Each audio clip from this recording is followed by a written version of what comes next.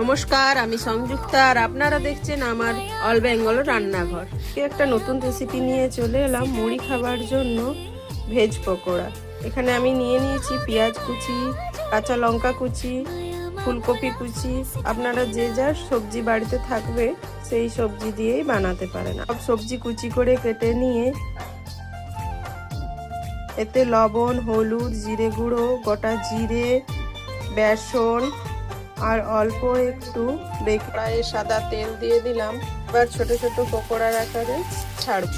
পকোড়া একটু উল্টে পাল্টে ভালো করে লাল লাল করে ভেজে নেব। এই যে লাল লাল করে পকোড়া আমার ভাজা হয়ে গেছে। পকোড়া এবার নামিয়ে নেব। Veg pakora ready. বিকেলের স্ন্যাক্সে, চায়ের সাথে বা মুড়ি যারা খেতে ভালোবাসেন মুড়ি দিয়েও খেতে দারুণ লাগবে।